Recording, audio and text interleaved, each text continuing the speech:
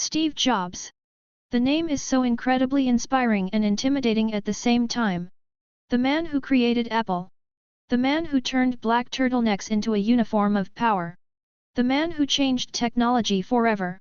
His legacy is one of a kind. The tech titan's impact on the world remains unparalleled. Which is why it comes as no surprise that Jobs was a very unique individual right from the beginning. He wasn't your average kid. He was a born genius. His biological parents, Abdul Fattah Jandali and Joanne Carol Skibble, unaware of the wonder they had created, gave him up for adoption almost immediately after he arrived. They were both immigrants, unwed and too young to take responsibility of another human being. Soon, a working-class couple, Paul and Clara Jobs, took in little Steve.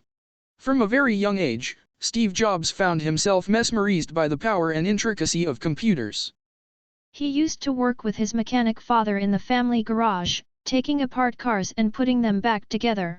From a very young age, Steve Jobs found himself mesmerized by the power and intricacy of computers. This kick-started his love for machines. He credits his father for teaching him how to pay attention to detail, a mantra that sets Apple apart from most competitors.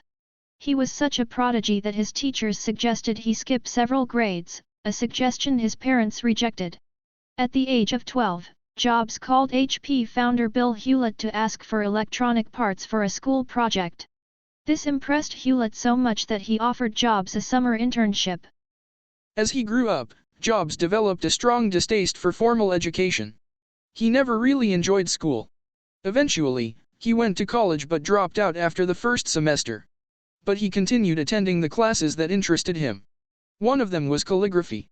He later said of the course, "If I had never dropped in on that single calligraphy course in college, the Mac would have never had multiple typefaces or proportionally spaced fonts." He got a job at a video game manufacturing company, Atari. He saved up and headed to India with a friend for spiritual enlightenment.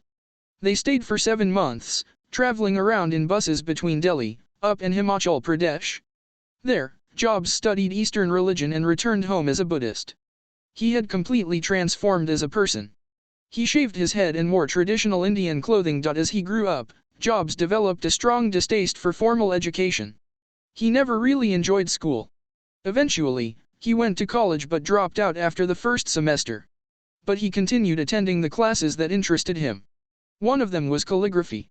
He later said of the course, "If I had never dropped in on that single calligraphy course in college, the Mac would have never had multiple typefaces or proportionally spaced fonts."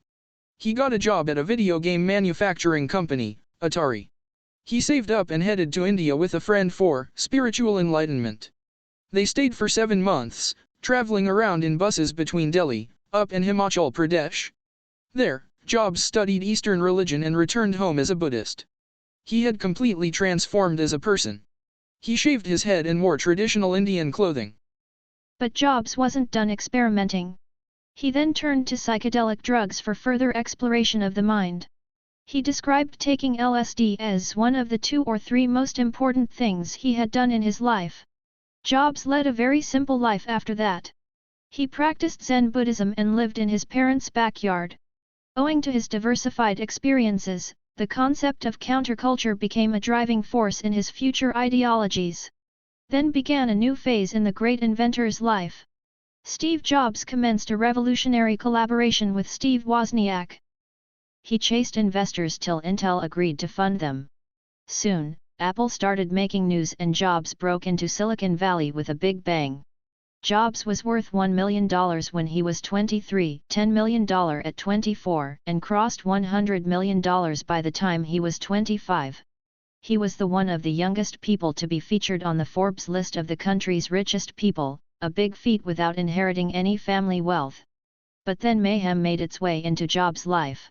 His on and off lover, Kreesan Brennan, became pregnant with his child.